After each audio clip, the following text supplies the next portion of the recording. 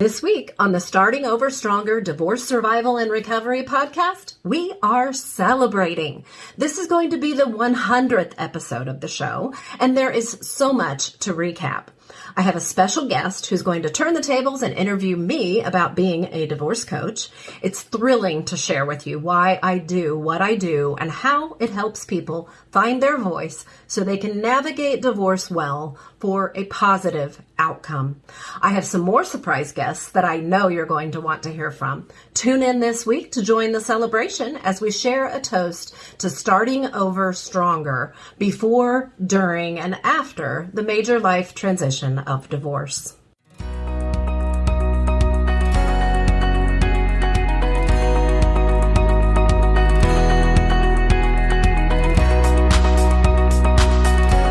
Welcome to the Starting Over Stronger show, where you'll find help and hope for your divorce survival and recovery.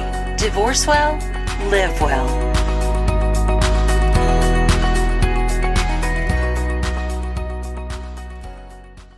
Hello and welcome to the 100th episode of the Starting Over Stronger Divorce Survival and Recovery podcast.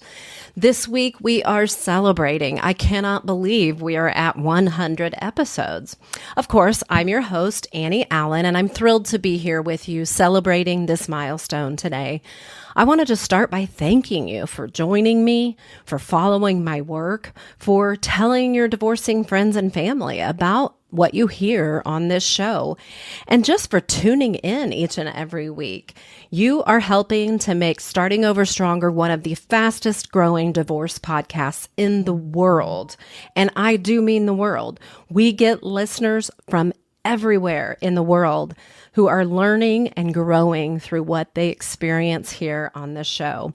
And lest it seem otherwise, the only reason we're going to talk about numbers like these today and why they're important to me is because every life that is touched is getting the help and hope they need to thrive during and after the most difficult life transition that any of us will ever have to make.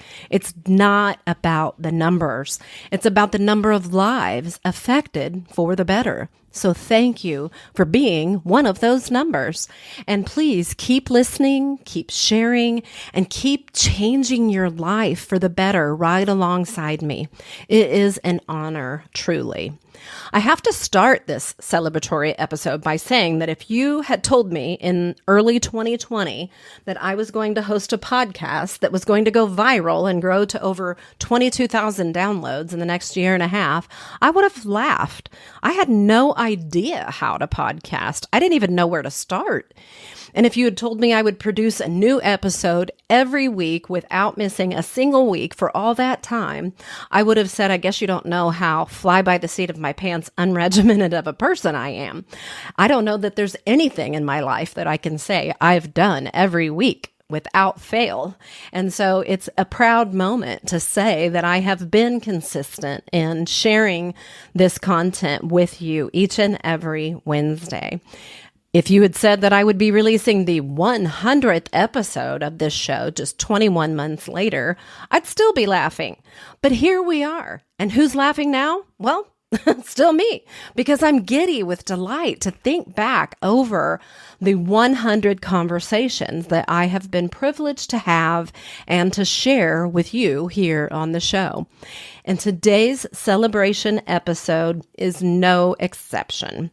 This is going to have some unusual elements and some surprises, things that we have not had on the show before. So I hope that you'll stick around for all the fun. We will have a surprise guest that's going to take over the mic and turn the tables to interview me this time around about life as a divorce coach. But before that, I'm going to recap some of the highlights of the first 100 episodes of the show.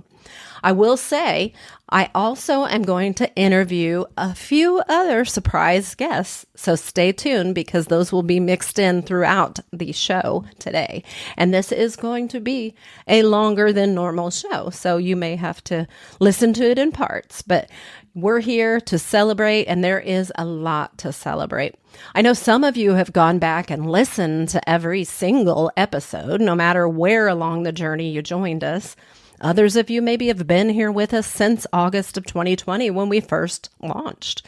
You've heard those first few episodes with all their audio and sound quality difficulties, and you came back anyway. So thank you. I appreciate that. It was kind of rough there in the beginning for a while trying to get it all figured out. But you've been with me as we've heard the stories of numerous survivors, and maybe some of them you didn't even really relate to all that well, but you listened anyway. And if you haven't yet, today's recap and celebration should inspire you to go see what you've been missing if you haven't heard all 100 episodes. You and your divorce will be better for it, I promise. As I was preparing for this episode today, I went back through my records and reviewed all of the first 100 episodes and compiled some stats to share with you here today. And I want you to know that I have had the pleasure of interviewing 13 family law attorneys on topics ranging from high conflict divorce, whether to settle or go to trial, to business ownership during divorce and estate planning during divorce, and much more. I have interviewed 7 financial advisors about preparing financially for divorce, what to do about the house during divorce, and much more about all the money issues and struggles that you face as you think about, approach, and endure a divorce. 6 therapists have appeared on the show to discuss everything from how to tell the kids and understanding the difference between coaching and therapy to helping your teens through divorce. It's different with teens than it is with kids, and overcoming your codependency as you go through a divorce so that you can have better relationships in the future. Many of my guests on the show have been life coaches, authors, and other thought leaders who help people in all different various stages and ages of life. There's literally nothing we haven't talked about, but the most popular coach episode on the show for the whole year and a half running was on the topic of confidence. And that was episode number 5 with Dr. Susan Harrison. Look for coach chats also on self-care, diet and exercise, deciding whether you should stay or go in your marriage, self-awareness and mindset matters, energy healing to change your vibration, dating after divorce, keyword, after, career changes, personal identity transformation, and so much more. 17 of the episodes were interviews of other types of divorce professionals, ranging from mortgage and mediation to even a divorce judge who came to share with you what they have learned as they've helped people through the process of divorce. The practical matters that could change the way your divorce turns out. And that is the heart of why I started the Starting Over Stronger podcast, because I want you to be more educated about the decisions you're making that are going to affect the rest of your life. And the other part of that is that I want you to have hope. And in that way, I have had the pleasure of bringing you the personal survivor stories of 15 people, including a few men who wanted to relate what they endured in their marriages and their divorces so that you could find that you're not alone, so that you could find the hope of knowing other people have gone through this. And not only have they gone through it and it sucked, but they got through it and they all found growth through the process and life got better afterwards. That's the key takeaway in all the personal survivor stories. The life lessons that were shared in these stories, everything from the woman who had to leave a cult after she left a husband whose abusive actions were sanctioned and protected by the church. We heard from a woman who learned how to be a better communicator because of what her divorce taught her. We heard from a man who totally lost his identity, gained an excessive amount of weight due to depression, and then found emotional freedom and positive emotional health through his divorce. And soon you'll be hearing from a woman who survived the death of the man she wanted to divorce and what that experience taught her. On top of all these amazing personal survivor stories, I have had the blessing and opportunity of sharing 22 solo coaching episodes with you, which are just me, a microphone, and all the personal and professional lessons I have learned over the last decade or more.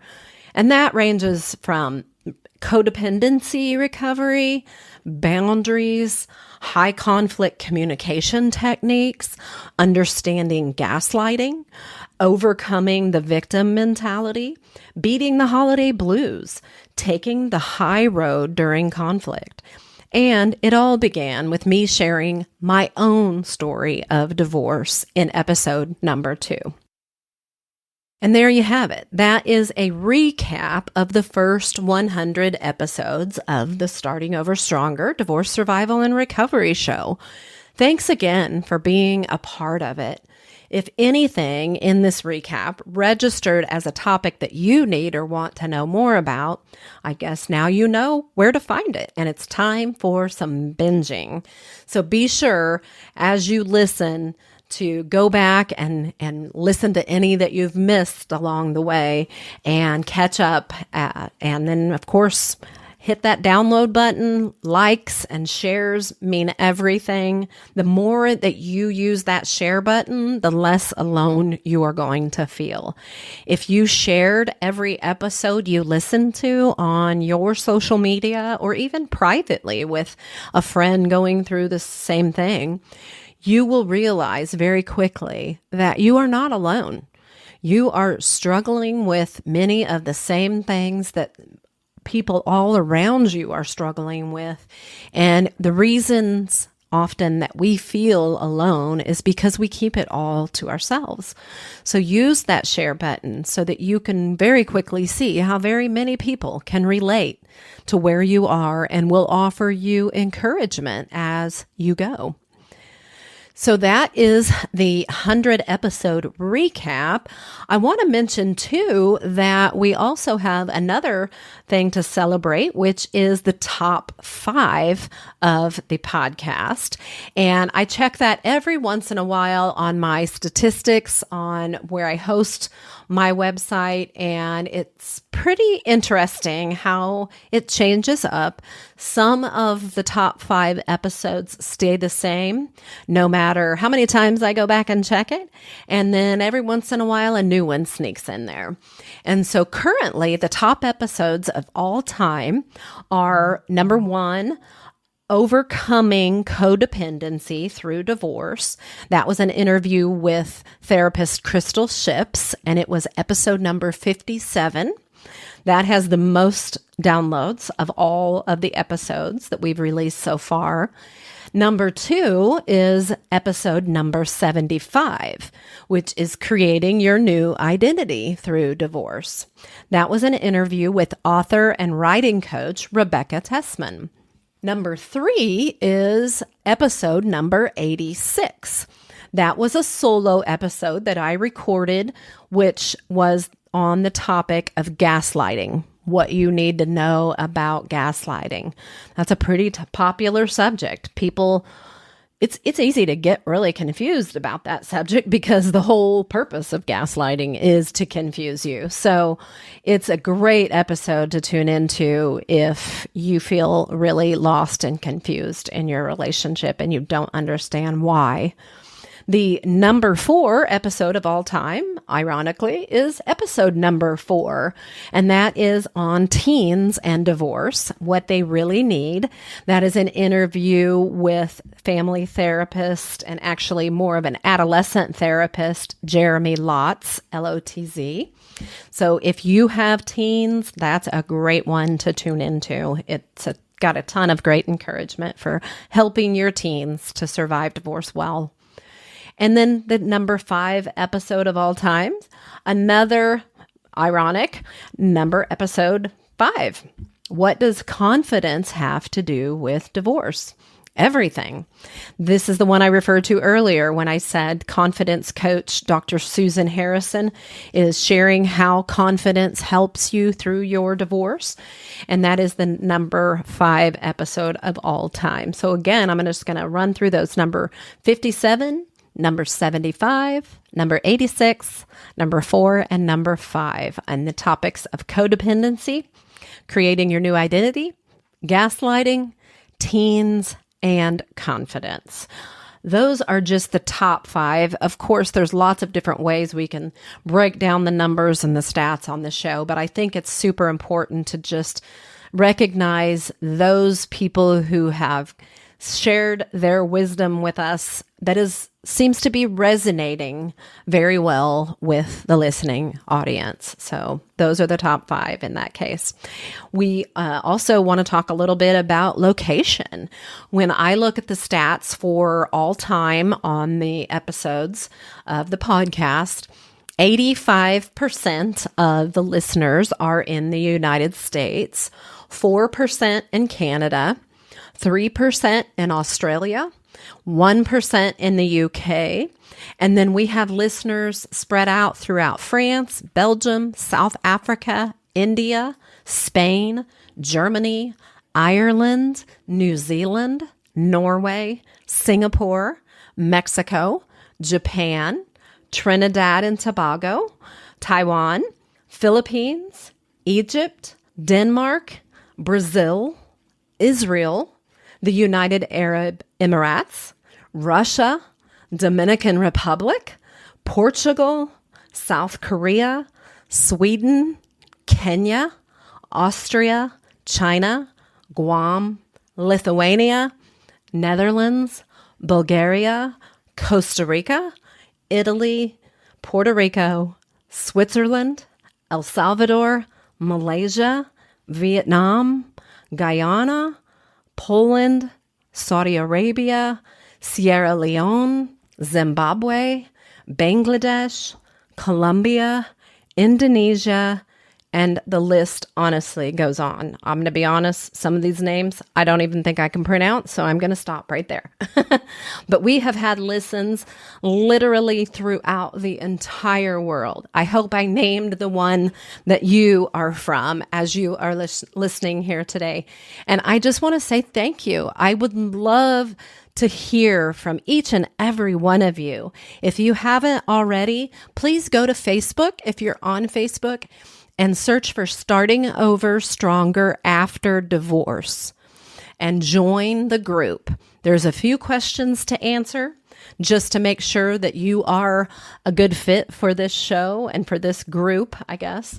So check those out and then get on that page and share with me who you are, where you come from, what your situation is, and how the Starting Over Stronger podcast is helping you. I would love to hear from each and every one of you on that. So please join me there. And then now we're going to transition to the interview of me with today's surprise guest. So stay tuned for that. And then there'll be some more surprises after that. Okay, as promised, I have a surprise guest today, and she is going to take the mic and interview me about being a divorce coach. And today's special guest is attorney Mandy Pingle. Welcome to the show again, Mandy. Thanks so much for having me, Annie. Yeah.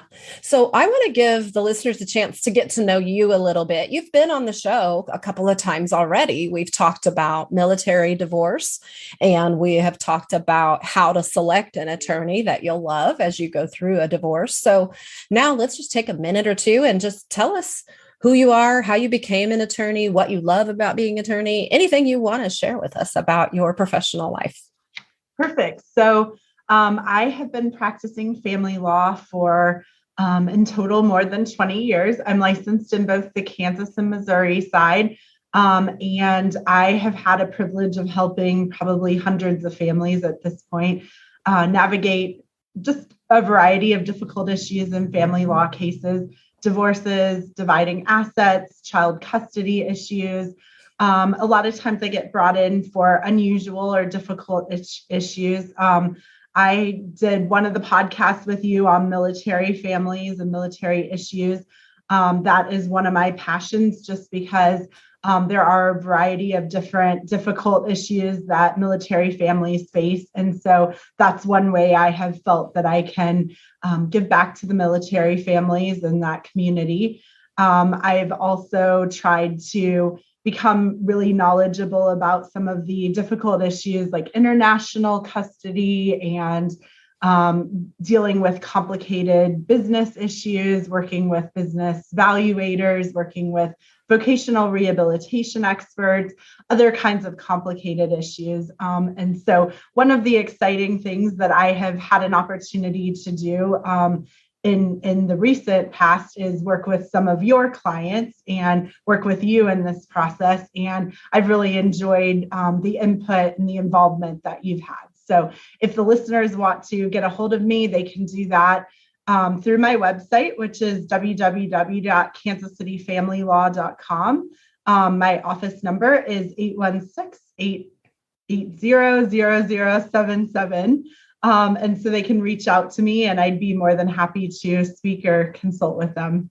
Awesome. Well, thank you for sharing that. I wanted people to know that you're a fabulous attorney and you're a pleasure to work with. And so I appreciate you sharing that. Absolutely. So since I get to ask you the questions today, which is a lot of fun because I've been on the other end of this a couple of times with you, why did you become a divorce coach? Well, I took the hard road to that, going through it myself. Going through a divorce kind of changed the trajectory of my life in a way that I really didn't ever anticipate. I had some former training as a marriage and family counselor. And so I already had that calling and that desire to help people in a way that I felt was meaningful and certainly was meaningful. But as I went through my own divorce, I realized that sometimes the best answer for a broken marriage is a divorce, not staying in it and continuing to battle, trying to make it work. And so I ended up kind of going in that direction. And I took kind of an unusual route through real estate because I first got my real estate license after my divorce, thinking I would just do that, which I did enjoy, but I specialized in divorce pretty quickly and then just kind of morphed into this, where I'm really not doing as much real estate anymore and really truly focusing on supporting people before, during, and after divorce and truly enjoying that more than anything I've ever done in my life. Wonderful. So what exactly does a divorce coach do? And what would you say an average day is, or maybe an unusual day? Kind of walk us through how you spend your time divorce coaching. Well, so I suppose that it's probably different for every divorce coach. We all probably kind of take a different route because the certification program for divorce coaching has participants who are people who have a therapy background, attorneys, financial advisors, and really just all different walks of life of people who want to help people do divorce better and maybe come at it from different angles. So some divorce coaches really do a lot of different things, help people with their budget or maybe legal advice and assistance. But for me, what an average day looks like is a variety of things. Because I host this podcast, part of my days involve finding people to interview, setting those interviews up, and making sure all the boxes get checked and producing the episodes so that I can get people the information and hope and help that they need as they go through their divorce. That's one of my passions as a coach.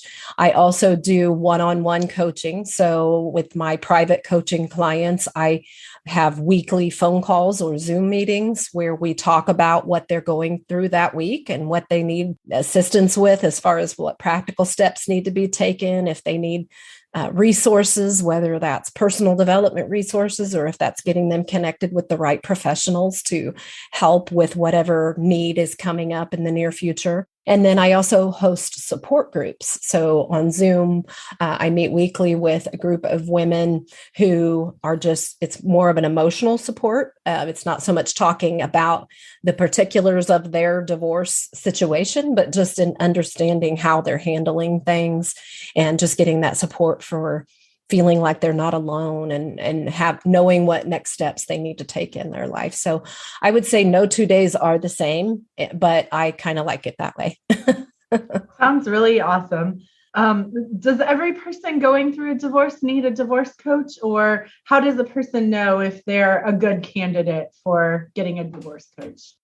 I think it's probably not going to hurt anyone to have that extra support, but certainly the person that really truly needs a divorce coach is someone who is extremely overwhelmed emotionally by the process, or just very wounded, either because of maybe the way the relationship has been. Maybe there's been a toxic nature to the relationship where they're questioning everything. They don't have a lot of self-esteem. They're maybe they've been gaslit and they don't think clearly about their situation, or whatever the case may be. They're just not in a good place emotionally. Maybe he filed and they didn't want the divorce, or whatever the case, they're just not handling things well.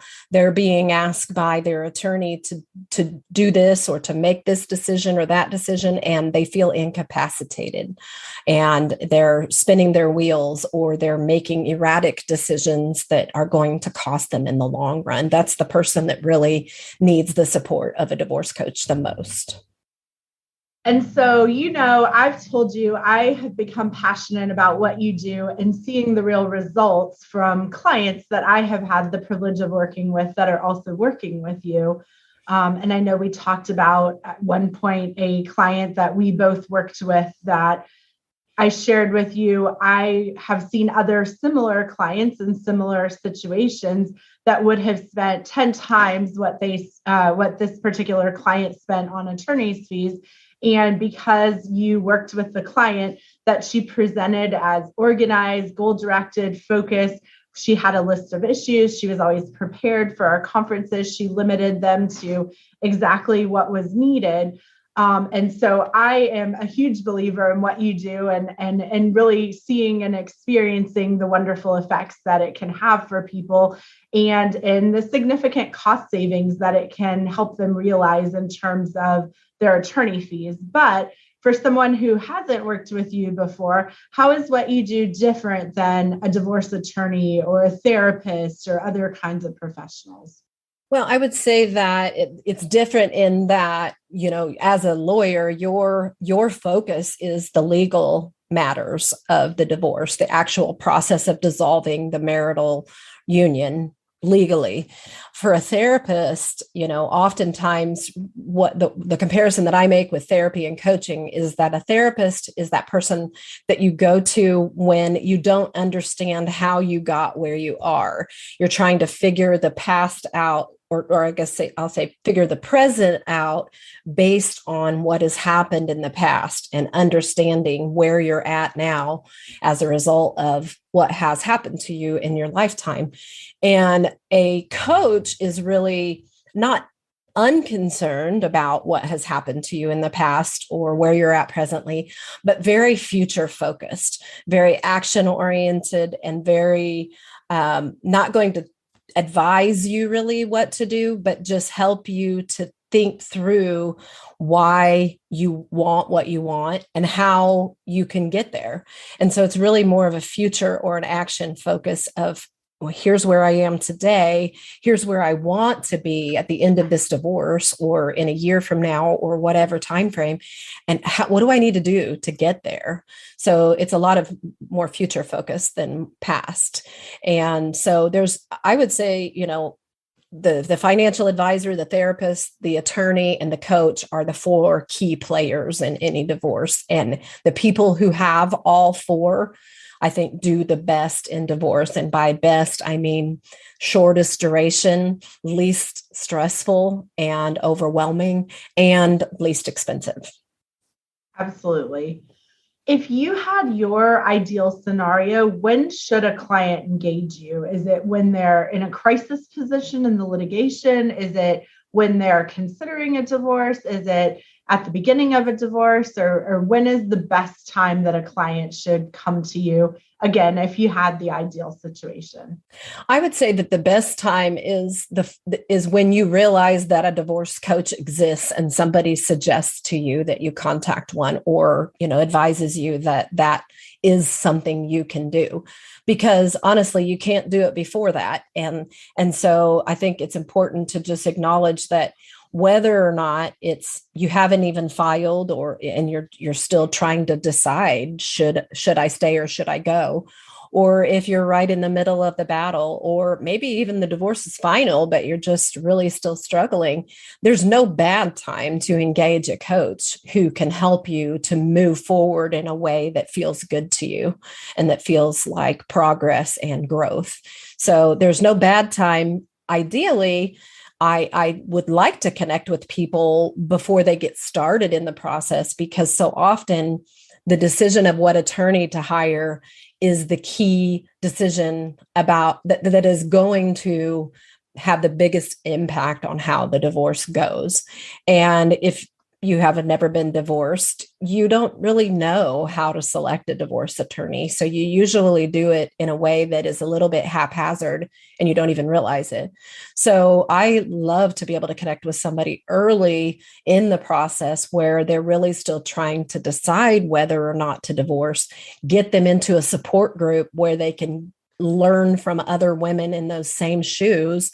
And then when they're ready, when they really truly feel like they want to move forward with a divorce, and they're going to have zero regrets about that because they've tried everything, then we can transition into more of a private coaching relationship where I can help them to determine who's going to be a good attorney for them, and what is the best process. Should they try to get a mediator involved, or should they go straight to a litigator, or is the collaborative process possible for them, and really help them to understand what the divorce process looks like and how to initiate it well.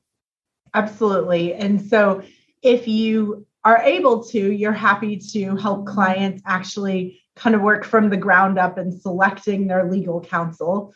Is there times that they already have their legal counsel and they're sent to you, and how does that look different? The only thing different with that really is just that we have to work with what we're given. And if that's a good situation, then great. Maybe it would be a situation like with you where, you're working with someone and you realize they need more support and you recommend that they call me. And in those cases, it just bolsters their ability to move through the divorce well. If, on the other hand, they're in a situation where they feel like their attorney is not representing their interests well, then I can help them to structure their thoughts and their feelings in a way that allows them to approach that attorney to try to resolve those issues, and if need be, to change counsel so that they can get their needs met well. Essentially, you're in a lot of ways a problem solver for their divorce process. Is that a pretty fair summary? Yeah, I would say so. How long have you served as a divorce coach? In the official capacity, going on 2 years. I got my certification in 2020, but I was already kind of filling that role in a more organic and less official way, and with many, many people prior to that. I've been leading support groups and book studies on toxic relationships and all of those kinds of issues that we still deal with in this process for probably about 5 years or more. So I love that you brought your essentially personal knowledge as well as the knowledge you gained from using a variety of resources to do this in a more official capacity, really put all those resources to work for clients. Yes. What is the process like for a client to work with you? What are the steps, or what happens when they reach out to you? Normally we have a new client consult where I just kind of get to know their situation, where they're at in the process, what the speed bumps are for them, where they're feeling stuck. And then we can do one of two things. Either, if they're early in the process or they haven't filed for divorce yet, we might say, okay, a good place for you to get some additional support right now would be in a support group. And that's a low entry point, low cost entry point where they can just really start to feel like they're not alone and to really understand other people's situations that are similar to theirs and what that can mean for their situation. And then if and when they decide to move forward with a divorce, they will probably ultimately end up wanting more personalized and individual support. And in that case, then we would transition to a private coaching program where they would continue in the support group so that they can continue to get those emotional needs met. But then we would also begin to meet weekly, again, by phone or Zoom, whatever their preference is, and just talk through their situations. And a lot of coaching is just asking questions and getting people to understand how to think differently about their situations. I often encourage a lot of journaling because typically people aren't real in touch with their thoughts and feelings because they're just in survival mode. And the more that you can get in touch with those thoughts and feelings that are driving your behavior and your mindset, the more that you can feel like you have control over your life and your situation. So when you're helping a divorced client, how do you decide what needs they have or what issues you should help them tackle or work through or consider? I ask because it's always client driven. I don't guide the process. I'm simply a participant or a thinking partner with them in the process. They are always in the driver's seat, and I want them to have that autonomy and that power in their situation. I often remind people, no matter how it feels, no matter what I share, no matter what your attorney tells you, only you and your soon-to-be ex are decision makers in this divorce, and you want to keep it that way. You don't want a judge making decisions for you. You don't want an attorney who tells you what to do. Sometimes people think they do. They think that that's what they want because for whatever reason, maybe it just feels easier that, somebody just tells them what to do rather than them have to make decisions. But that's really what coming into yourself and understanding, the decisions that you've made in the past might have been what led you into this situation where you couldn't find happiness in your marriage because you were handing over the keys to your life to someone else. And so I think it's important to empower people to trust their own instincts and their own judgment in their situation. So I let them guide where we need to go. If they're bringing a problem to my attention, then I might redirect them if I feel like there's a different root cause of that issue, or that perhaps that issue is going to lead them in a direction they don't anticipate, then we can talk through that. But I don't do a lot of steering in my coaching. What kind of resources do you try to bring to the table or help clients have? I know in working with some of the clients we've had mutually, you've made the clients very well prepared to come in and meet with me. For example, they will say, I want maintenance, and I've spoken with a vocational rehabilitation expert, and here's what my needs are for the next however many years. Here's what my plan is to maximize my earning potential. And so here's my reasonable case for what I need. And that's something that often I will go to a client and provide them in terms of a strategy, but it's not something that a client often comes to me well prepared with to say, here's the knowledge and information and research that I've done. So I loved when you had a client come in all ready to go with those numbers, because quite simply, it made my job and my discussion about that incredibly easy and simplified, and gave me the exact facts that I needed to go to the other lawyer to negotiate strongly on their behalf. So what other kinds of examples like that do you try to provide to clients in terms of resources or being prepared for the process, obviously with minimal expense in terms of needing to have the discussion about the resources and then discussing how to work with the resource and that sort of thing, which is the part that made my job obviously really easy in that process? Yeah, I would say there's three parts to that. That with preparing people, number one, they need to document things. So I tell my clients from the very beginning when we start working together, if it's just a not a three ring, a spiral bound notebook, just get something and write everything down. When you're talking with your attorney, when you're thinking about your divorce, when you're going through a situation with your soon to be ex and you're frustrated with it, journal everything, because you never know what's going to be important. And so the more that you have documented, the better. And it makes you a better client for your attorney because you're able to articulate things better. Secondly, I would say is professional resources and connections. So if there's a credit issue, there's credit people that I work with. If there's an insurance need, there's insurance people that I'm connected with. If there's a mortgage question, or they own a home together and that person is uncertain as to what the fate of the marital home is, I can get them connected with a divorce specialist in mortgage so that they can understand what their options are. And so it's a lot of getting people connected with the professional resources that they need, like the vocational counselor that you mentioned, because oftentimes we don't know what we don't know. And yet most people aren't even aware. There's oftentimes somebody that's skilled and experienced in helping people figure that thing out, whatever that is. And in that case, it's, I haven't worked for 20 years. We haven't depended on my income because I was a caretaker for our family. And that was an agreement that we had together.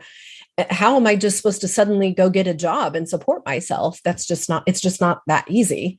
And so it's, really putting data to that. Again, it's really more of another type of documentation. You've got a professional now who's going to say, based on this situation that I am now intimately familiar with, I can reasonably tell you that with pretty fair certainty that this is what your earning potential is. And therefore, this is what your need is for maintenance or child support or what have you. And then the third thing I would say is just personal development tools.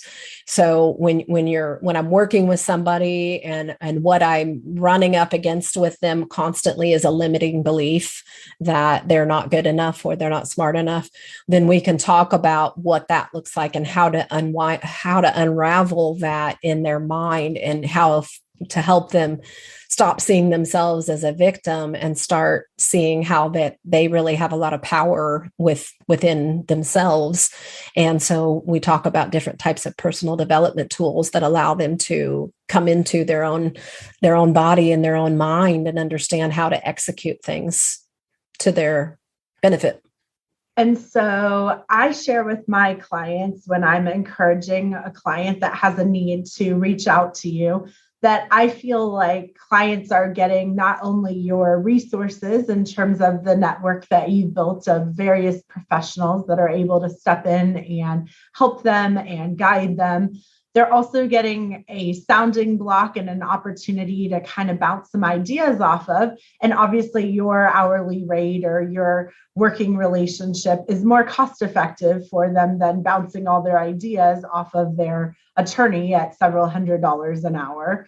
Mm-hmm. And they're also getting an opportunity to have almost a form of a paralegal where you're able to give them some of these projects that they can do to help themselves and organize thoughts and organize questions and organize various things as they may need it for hearings and that sort of thing. So I am a believer in the work that you do, but for other attorneys that are wondering if they should want to work with you or with clients that are working with you, what would you tell them, or how do you explain how your role is helpful to legal professionals? The first thing I usually talk about with attorneys is the fact that I understand about the unauthorized application of law.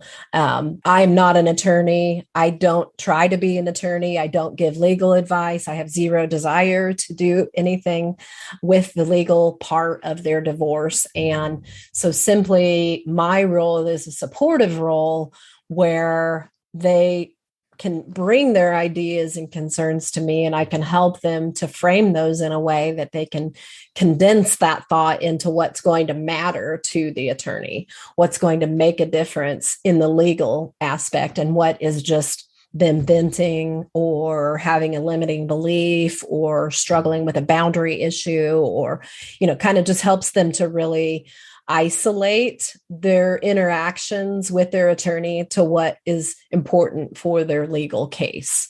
And so any attorneys that I've ever had the opportunity to explain that to are like, oh, well, that's awesome. That's exactly what I need. I want my clients to be more credible, clients that I can more effectively do my job with. And so that's really the main thing that I think most attorneys need to understand, is that it's a support role. It's not a competitive role. I don't, and really the only time it would ever maybe feel like that to an attorney is if they're not really representing the client well. They're not listening to the client, and the client is coming to me and saying, I've tried to get this done or that done, or I've asked for this or that, and they just aren't doing it. And, maybe an attorney wouldn't want their feet held to the fire like that if I'm saying to them, well, that's your right to expect them to handle that way. And, so you have to make a choice of, are you going to continue to push this issue, or are you going to find a new counsel?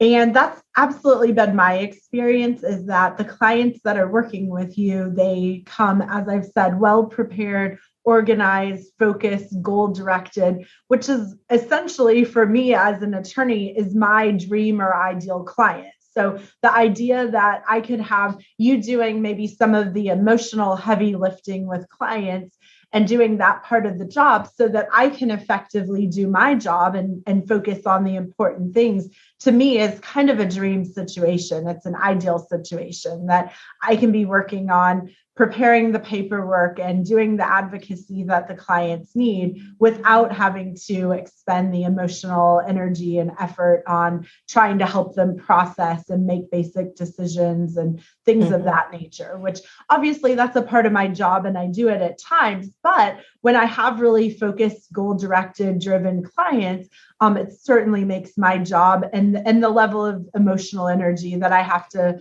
put into a client, it makes it much easier. It makes the burden much lighter for me. Yeah. And I always want the door to be open between me and the attorney. And I have other attorneys that have referred clients to me. And then, with everyone's agreement, I've been able to have conversations with that attorney to make sure that we're on the same page. So I'm not offering ideas to this client that aren't feasible for her situation. And likewise, that, that she understands that I'm not choosing sides, I guess, between her and the attorney. I'm helping to facilitate their relationship in a way that benefits everyone. And the more that everybody knows, the better. And so I absolutely want that door to be open with attorneys that I work with, where we can just have conversations and say, what's the next best step here for everybody?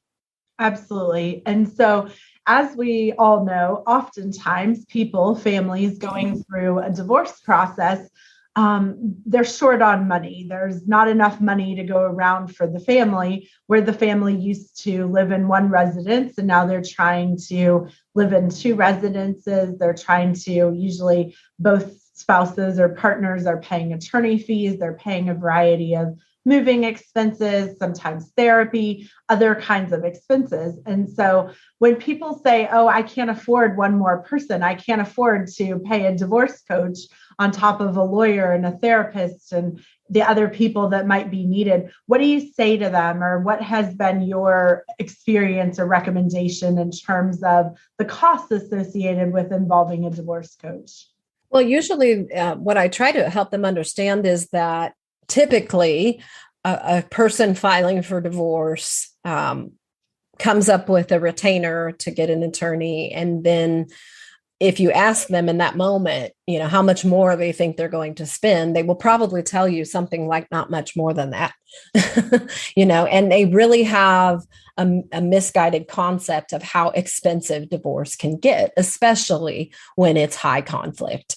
Mm-hmm. And so what I try to help people understand is the average cost of a divorce, which in America is $12,900, and how much more than that it can become when you don't have a support system to regulate the interactions that you have with that attorney, because of the reason you mentioned earlier that attorneys, generally are in the hundreds of dollars per hour and must bill for their time for all interactions, emails and phone calls and everything. And when you don't have a support system, you don't really know not to do that. And, or even if you do, you feel like you have to, because there's so many fears and doubts and questions that, you just don't know what you're doing. And so you feel like you absolutely have to make those calls and send those emails. But when you have a wider support network, you're able to do that less. And so generally speaking, people that work with a coach, even when you incorporate the cost of the coach, are spending less on their divorce overall, because they're, oftentimes what I say is the cost of divorce is not the attorney's fees. The cost is the egos and the emotions that are driving the process typically. Absolutely. And so if we can lower all of that by getting you a good support network, we can greatly reduce the costs associated overall for your divorce. Absolutely. And I shared with you that one of my, I think, best success stories in terms of the work that you've done is a situation where the woman, who is a wonderful woman, she had a variety of complicated situations. She had a special needs child that needed to be non-emancipated due to those needs.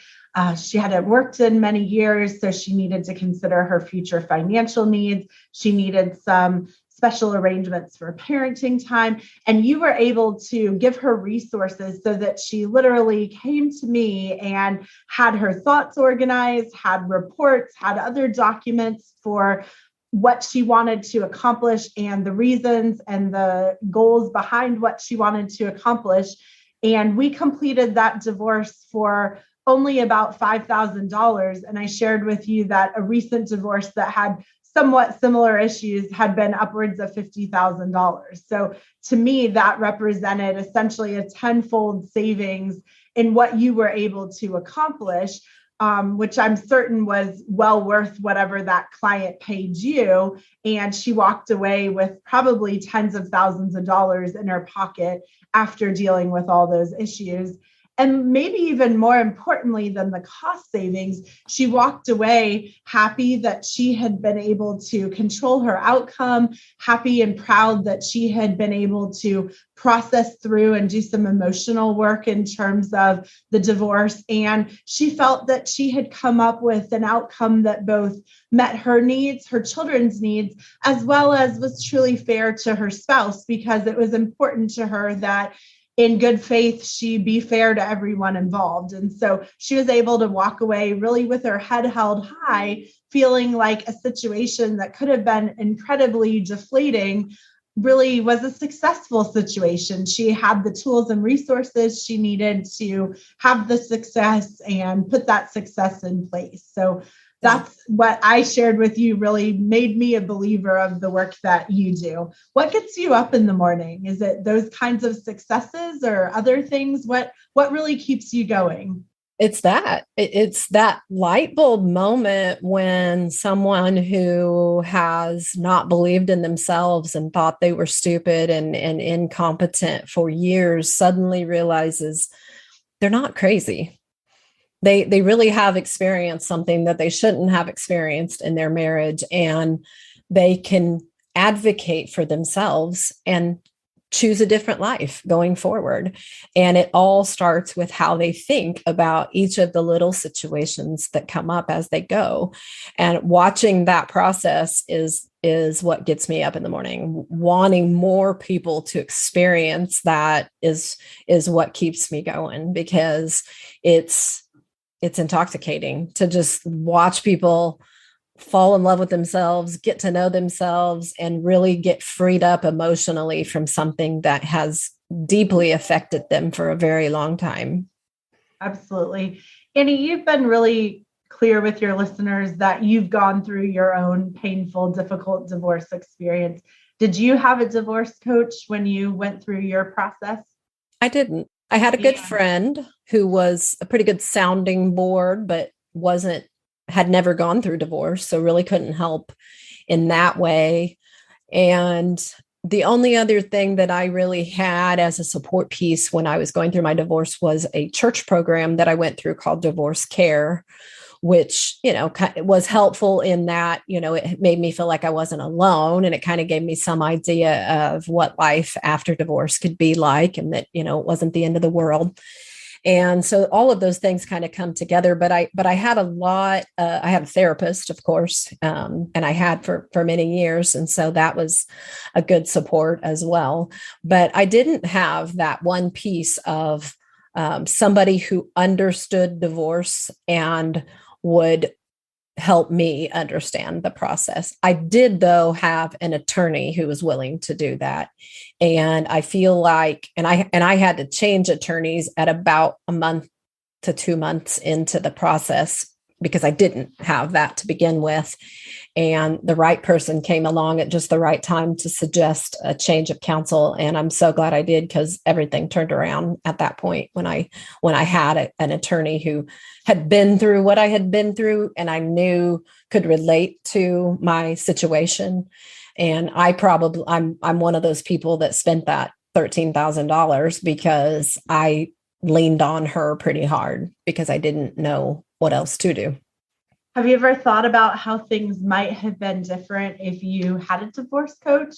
I definitely would have spent less on the divorce, I'm sure. Overall, I think because of my former training as a counselor, and because of the support that I did have in place with my therapist and divorce care and a friend, I think that I had a good support network, more so than a lot of people do. A lot of people really just try to go it alone, and maybe only with their attorney.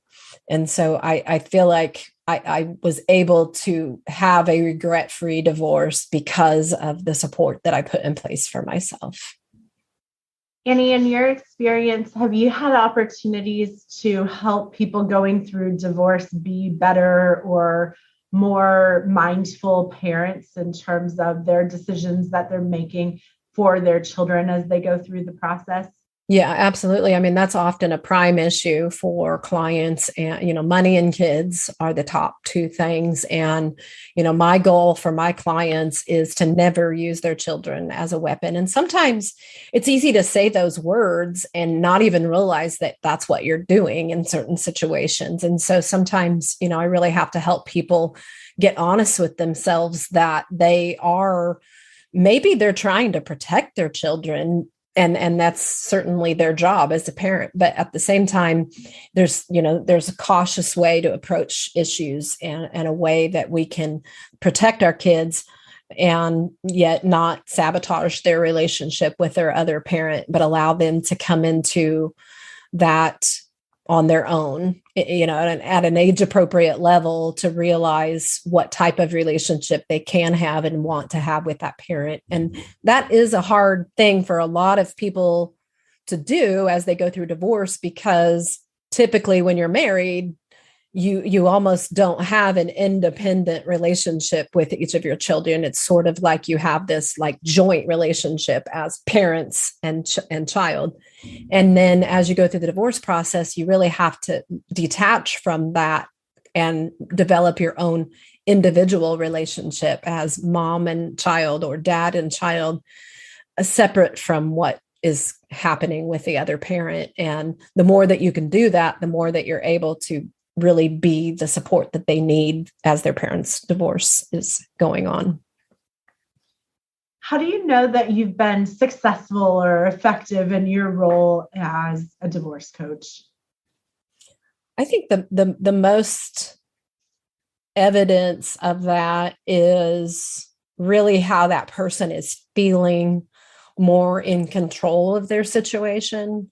It's not necessarily that everything is going their way, because that's just not reasonable, or you can't expect that. That's not the way divorce works. There's no winners and losers. Everybody wins and everybody loses. But But I think that if they feel like they have represented themselves well and that they've kind of come into their own mind and able to execute some things, typically there are a few things that are really important, and then we can kind of learn how to let go of the rest. Then they feel that they executed it pretty well, and that's the success that I'm looking for. How do you know when a client is done working with you, when they've completed their coaching process? That's really up to them. Sometimes people feel that as soon as the divorce is final, and then other people feel like they're still in need of some more support, and maybe even there's a new type of recovery and support process that's just now going to start now that the divorce is final. And now I can put all of that aside and I can really just think about me and what do I want and who am I and how do I move forward in a way that I feel good about. And so it really is an individual thing that's driven by the client as to whether or not they feel like they're in a place that they want to try to fly solo for a while, or if they still want that partnership with someone to support them as they make decisions. So it sounds like you're willing to either conclude your working relationship with people at the conclusion of their divorce case process, or you're willing to continue on. What kind of resources or things do you try to do if someone wants to continue on and working with you? In that case, we moved just into more of a recovery support role where, it's more guided by their desire for the support that they want or need. It may be weekly, it may be biweekly, it may be monthly. It's really on demand, whatever they feel like they need.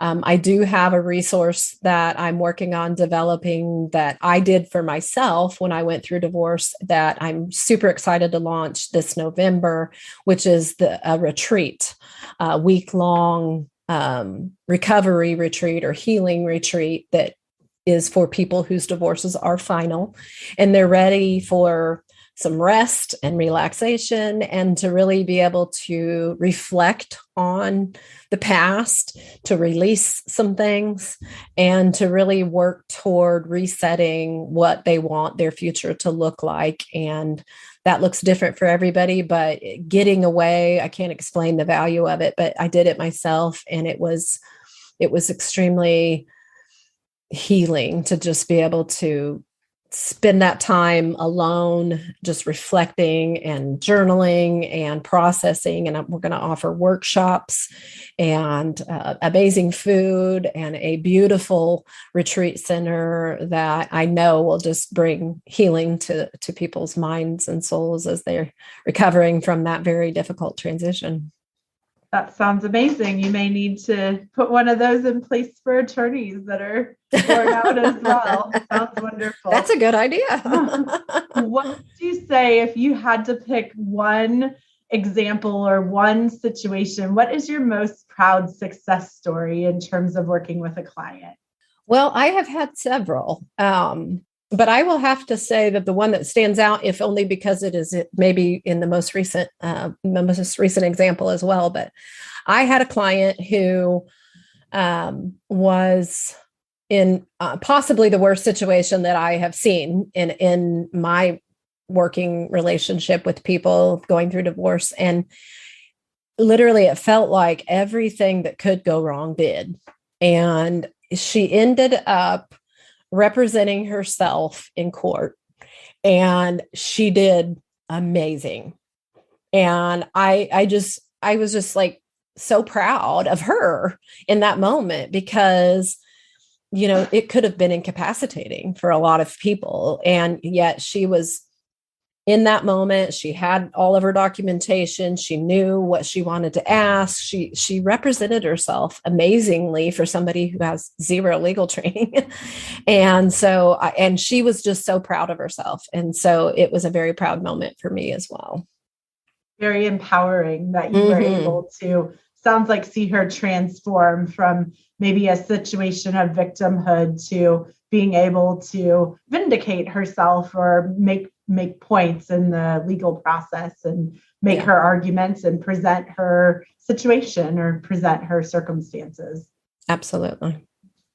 Where do you see yourself in 10 years? If you sort of looked into a crystal ball about the future, do you still hope you're doing exactly what you're doing today, or do you see yourself transitioning to something else in the future? I think it's a little bit of both. I have started some speaking events this year, so that is not something that I thought of in the beginning. I really am more of an introvert, more of a one-on-one type person. I feel like even podcasting, I'm just normally, hiding behind a microphone, nobody sees me. So I like that part of it. And I feel like that's really where I excel. But I've had a few opportunities to speak at some events to women. And I'm actually working right now on publishing a memoir of my story and the method of journaling that I used to help me change my life. And so I see some different things on the horizon, whether it's, speaking or writing. But also I definitely still want to be coaching. I want to be hosting retreats that are, helping people to launch into a new life, and definitely love doing this podcast. So I hope I'm still doing that. Absolutely. Well, I appreciate all of the resources that you bring to the Kansas City community. There really hasn't been, prior to your involvement, someone that could offer all of the variety of different resources that you've really stepped in and offered, in terms of your joint experience as a divorce coach, as well as being able to help people go through the divorce real estate process and the different strengths that you really bring to the table, to the process for clients. So I am thrilled to have you as a resource for the Kansas City community. And I feel so privileged and honored that I got to celebrate this 100th episode with you. I remember when you were first doing your podcast very early on, and it's been just a real joy and privilege to see you thriving and blossoming and continuing to pursue what you love doing in a way that is both helpful for yourself and growing your business, as well as really impacting lives. So thank you for letting me come along and watch your journey. It's been really fun.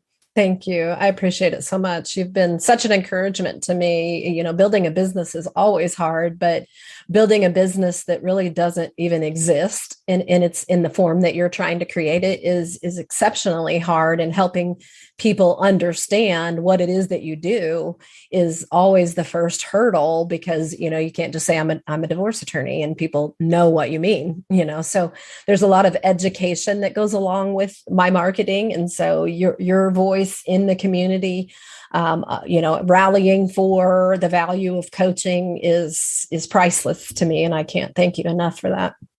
Absolutely. Thank you so much.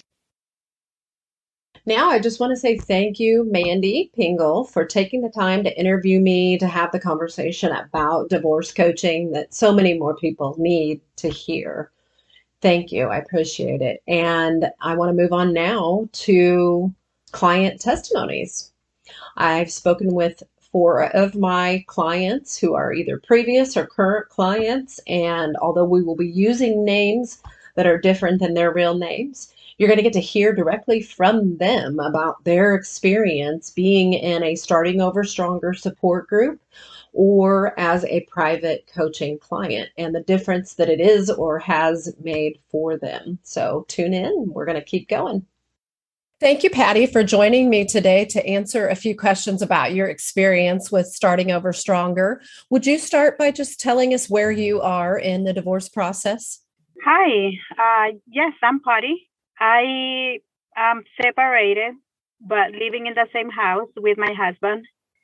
We have been separated for almost 8 months, and it's not easy. Yeah. But that's all what I can say. It's not easy. Well, that's all you have to say. So what led you to seek support from Starting Over Stronger when you weren't yet in the process of divorce? A year ago, I was trying to find out why my husband had the behaviors that he got. And I was having a lot of stress, a lot of headaches, migraines. And so I just searched online and I say, why my husband doesn't speak to me for 2 weeks? So it ended out that a lot of information came out. And while I was searching to find out more about his behavior, I came across with Starting Stronger. Mm-hmm. And and then I just decided to call and seek for help, kind of an advice, their second opinion. And then I talked to Annie like 6 months ago, and so I joined her group. And I think if it wasn't because of this group, I mean, I wouldn't be doing what I'm doing right now. I feel much better. I feel more relaxed. At least I know that I have a support. And this support group has been so great for me. I cannot, and I'm trying. I think I finally gonna get a divorce, and I think I'm gonna go ahead and seek for the divorce advice. Mm-hmm. And what would you say, in what ways has being a part of the group helped you in considering the potential of a divorce and preparing for it? I think they have been helping me a lot with the emotional first. You don't have to be ready to get divorced to join a group. I think everything is a process. Mm-hmm. So Yeah. they have been very supporting, and the other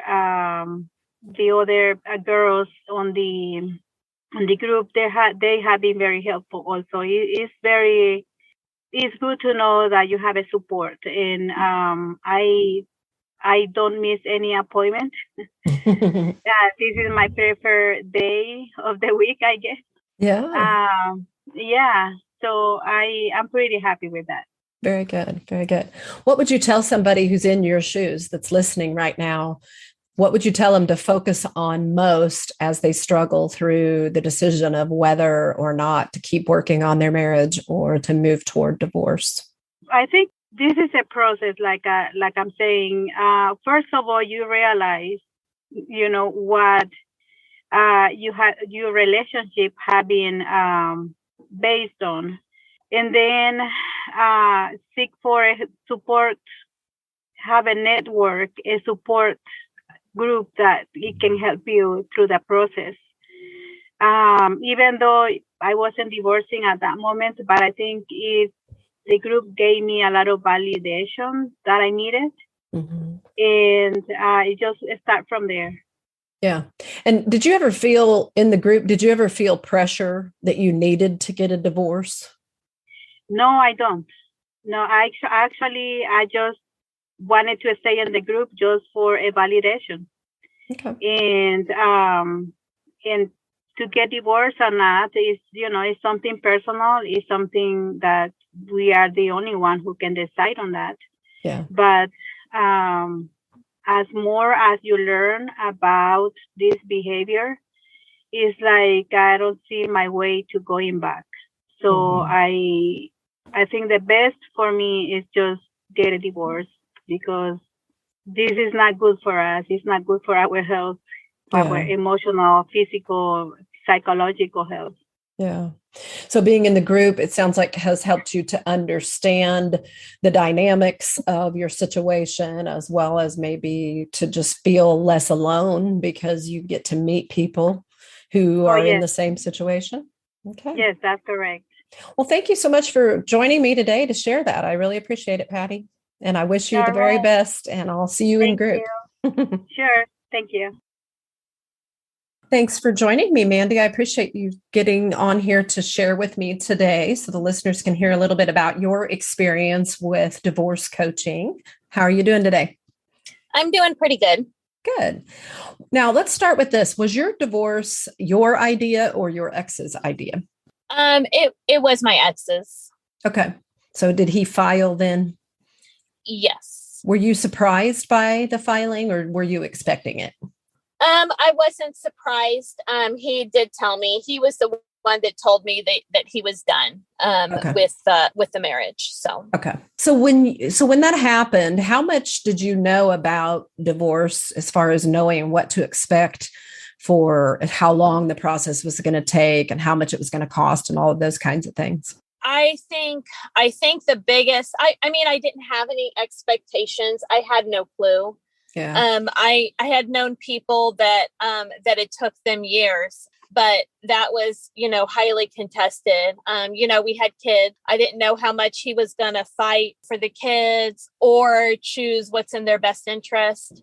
I was willing to pay whatever I needed to pay. I even mentioned going the route of guardian ad litem, because I wanted to make sure that whatever decisions were made in the best interest of the kids. When I mentioned the guardian ad litem and the increased cost, he backed off. Mm-hmm. So I knew at that point it wouldn't be as much as I had expected, but I expected like 10, 15 grand. Okay. And how much support outside of coaching did you have? Did you have friends and family that you could talk to, or did you kind of limit that? I mean, I do have friends and family that I talk to. None of them had any experience with divorce, though. So it was hard. It was hard to find somebody that actually could relate. And it was, it was hard to talk to people because they didn't necessarily understand. Yeah. So then you found out about divorce coaching, and you can say how you found out about it. That's fine. But then once you entered into the coaching program, what would you say changed as far as how you felt supported? I had seen a Facebook post or something about the divorce coaching and decided to reach out and contact, because I didn't know what my first step would be. I knew that these papers were coming, and I knew that this was happening, and I had no clue where to go or where to reach out for support. Once I started the divorce coaching, a lot of the anxiety I had about where to turn and what to do kind of quelled. It was a lot of, I just felt comforted knowing that there was somebody out there that had gone through the process that I did, that kind of knew what was going on, and could help me, guide me into next steps. And what would you say as far as how much having a divorce coach helped you through the process? That may be like a multifaceted question, but just boil it down to what made the most difference for you for having a coach and how everything turned out for you. The most difference was the support. There was a lot of negativity and bullying from his side. And the divorce coach there were positive affirmations, and it just helped me keep my cool, instead of putting on, going into defensive mode all the time. It helped me see things, kind of take the emotion out of it so that I could respond in a way that wasn't going to hurt me or cost me any more money. Yeah. Okay. And then in the long run, and when it was all said and done, because your divorce is final now, and how long ago was that? It was final. The paperwork was filed the beginning of January. About 5 months or so. Yeah. Okay. So how much would you say that having a divorce coach helped you with getting the outcome that you did? I think it helped a lot, and the majority, because I didn't seem, when you're upset and you're going through this, for me, it was like this earth shattering, like, all this stuff that came to light because of it. And it was hard to, you naturally want to be emotional, and you naturally want to yell and scream and put up a fight. And, to a judge, or, they could twist that and turn that the wrong way. And it helped me, it just helped me stay calm and see through to the end. And it helped even as far as the advice of the financial aspect with my expectations for the future. It helped me pull data to help them see that I knew what I was talking about. Yeah. That, everything that I asked for, there was a reason for it. And it was a logical reason. And the numbers were there, the data was there. Yeah. And so that helped them to see, if we try to fight for this, then, it may not go our way. Right. So. Very good. And you said that you expected from the beginning that you would spend $10,000 or $15,000 maybe on the divorce. And how much did you end up spending? I think the total was $7,500, I believe. Okay, very good. So that's a pretty big difference. Hold on, I'm running the math. I'm running the numbers in my head, and I don't think it was that much. I think it was just over 5,000. Yeah, okay, it was just over 5,000. Okay, even better. Okay. Yeah, yeah, that's good. Well, I'm glad that you had a good outcome, that you got what you asked for, and that you had a reasoned argument for what you were asking for, and that it didn't cost as much as you expected. And I'm certainly happy with the outcome for you as your divorce coach. It was my pleasure to support you through that process. And I just want other people to know that it can go better than they think. And so I appreciate you making your, contribution to helping people to understand that. Oh, yes. Thank you. And I definitely recommend anybody that's going through that process. I definitely do reach out to them and recommend divorce coach route, just because it just helped me so much throughout the whole process for me. So awesome. Well, thank you again, Mandy. And I appreciate you being here. Thank you. Well, thank you for joining me, Diana. It is a pleasure to talk with you again. It's been a while since we connected, and I appreciate you jumping on here to share a little bit about your experience with a Starting Over Stronger support group. So I guess my first question for you is, did you want the divorce? Yes. Yes, I did. Okay. And were you feeling like you were emotionally prepared for what you were going through, or you had no idea what you were getting into? Yeah, I think I thought I was prepared. And then it ended up being I was absolutely 100% unprepared. Okay. Well, what do you feel helped you the most during that process while you were feeling so unprepared? Yeah, I think one of the most important probably parts of my journey is when I did actually come into contact with you. I feel before that I was flailing around quite a bit with how to do pretty much everything that came with the divorce in regards to kids and lawyers and just the way divorce works and parenting plans and so on and so forth. And then really a big turning point was when I had met and started the divorce support group. And it really did change so much about how I thought about things, how I was able to be more prepared, talking with my lawyer, even just being able to share things with other women on a more personal basis versus through, I had previously gotten on like some Facebook groups and, just to have some support somewhere. Yeah. But this was so much better than what I was getting online, for sure. Yeah. It was more personal, more tailored, more, and listening to others' stories also just helped me tremendously on things that they had done, hadn't done, wish they had done. It's so important, I think, to hear some of that. Yeah. For sure. Well, thank you for sharing that. And so how long has it been since you finalized your divorce? It's been about 2.5 years. Okay. 2 years. How is life after divorce? Is it true that there is life after divorce? Yes. I mean, life goes on for sure. Yeah.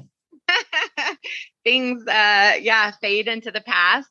Unfortunately, I'm still dealing with my divorce decree, my parenting plan. We are still in and out of mediation, talking through lawyers. So on one hand, time has passed and we have moved past it and life does go on. And the kids and myself, I mean, we are doing well, but I would quite honestly say that I don't feel like my divorce has actually been done. It's still in progress, unfortunately. Yeah. Well, that's unfortunate, and it does happen. So I'm sorry that's happening for you, but hopefully some of the skills you learned in support group are helping you to cope well with that as you go. And if not, then we can get you back in support group. No, they have. Absolutely. The book that we did in support group is still something that I look at and reference and use to. Yeah. Well, what would you say in closing to anyone that's considering a divorce or they're in the middle of a divorce with regard to how important it is to get the support that you need, not try to do it on your own or just with an attorney? Yeah, I think unequivocally it's worth, more than I can probably put into words. I wish that I would have met you sooner. I wish I would have known about a lot of things sooner.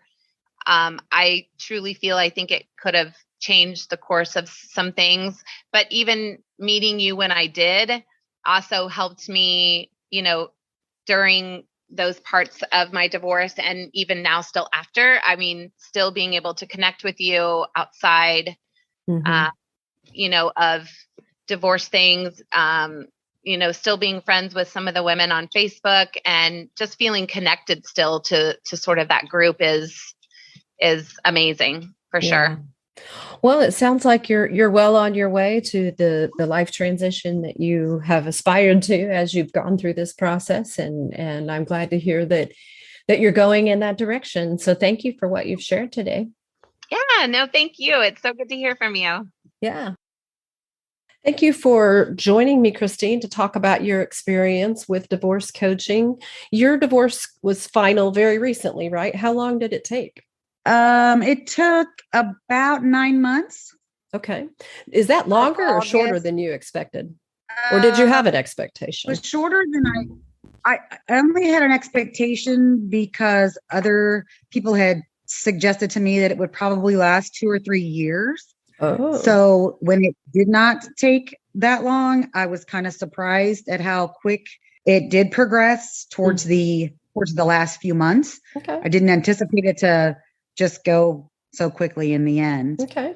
Well, you ended up representing yourself through a series of unfortunate circumstances. You felt like maybe your attorney wasn't representing you well. Can you just briefly explain how that transpired? Well, I needed, there was no financial funds available to me. And so I was continually questioning my attorney on trying to get me some marital funds and trying to get me access to things that I felt as though I needed to have access to, as we had discussed. And when that was brought to her attention, she did not feel that she needed to do those things for me as my attorney, and then decided that she no longer wanted to be my attorney.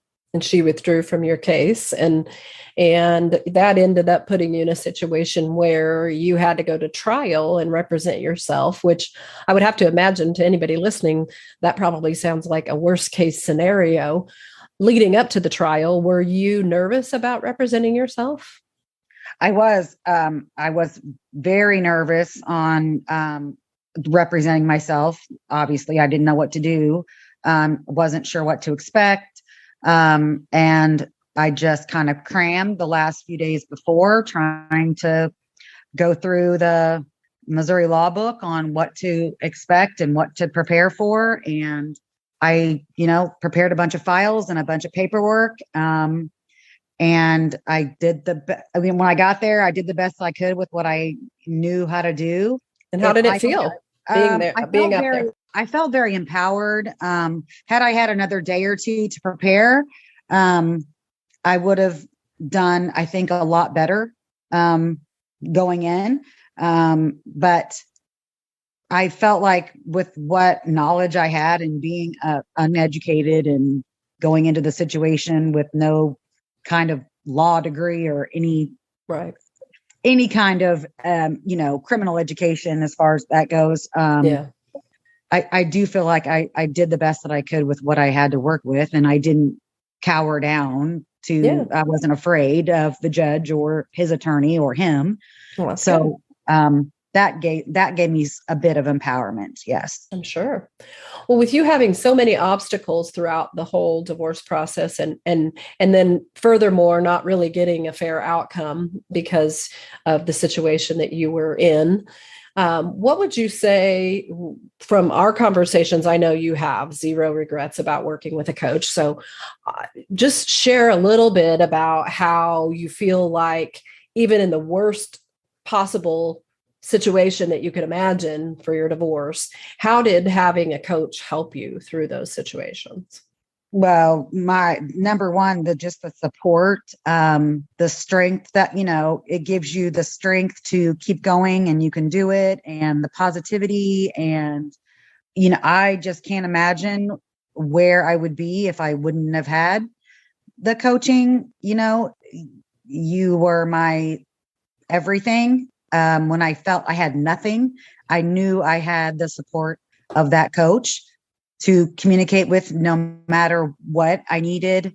I could always text, and you were there for that. So that's what was the encouragement for me. Yeah. Very good. Well, so, I know one of the things we do a lot when we coach together is talk about mindset. Certainly there are times where, I had to challenge you in ways that probably weren't comfortable for you. And it probably felt like an uphill battle and all, but just share with the listeners how coaching helped you the most. It helped me because I felt like I always had somebody in my corner.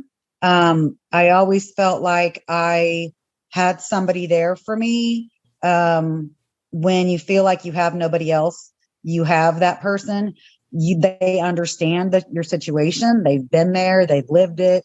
They tell you worst case scenario, but you can do it just, one day at a time, 1 hour at a time, 1 minute at a time, where to keep your focus, what your struggles are going to be. But every day, here's what I want you to focus on today. Here's what, the journaling, just all the things, all the positive forms of empowerment. And it just gave me so much strength. And just to know someone's always there for you when you feel like you have no one else. Yeah. Well, thank you for sharing. It sounds like what you got the most out of it was the ability to know where to focus, to shift your perspective when needed, and to just be strengthened and encouraged or empowered throughout the process. So thank you very much for sharing. You're welcome. This has been such an amazing and humbling episode. It's incredible to think about having put together 100 of these episodes over the last year and a half, and the incredible feedback that I've gotten from so many different people in the community of listeners that we have here. And so I just want to say thank you again for your support of this show and for being here and listening and for joining the Facebook group called Starting Over Stronger After Divorce. If you haven't done that yet, now's the time. Jump on there, introduce yourself, tell us where you're at in the process and what you're learning from the Starting Over Stronger podcast. And we'll see you back here for more in the future. So thank you again from the very bottom of my heart for being a part of this community and for making Starting Over Stronger what it is. Thank you to each of my former or present clients who shared their testimonies about what it's like to work with a coach as you go through divorce. It's not always fun, and it doesn't always mean that you get the outcome that you want, but it does help divorce go faster with less stress and less attorney's fees, less overall cost. So it is an investment worth making. And I hope that that has become clear through their testimonies today. And a special thank you to attorney Mandy Pingle for always being supportive of Starting Over Stronger coaching and podcast, with her many appearances on the show and her willingness to appear again today to interview me. And it was a honor to be interviewed by her and to receive her referrals and those of others in this community, other attorneys, other financial advisors, and other that I just network with in all different fields and industries who care about what people are going through when they're going through divorce. It's incredible to be able to connect people with the resources and the people that they need so that they have a better divorce experience. And that is what it's all about. So thank you again for being here. And as always, I'll see you again next week with more help as you divorce and hope as you are starting over stronger.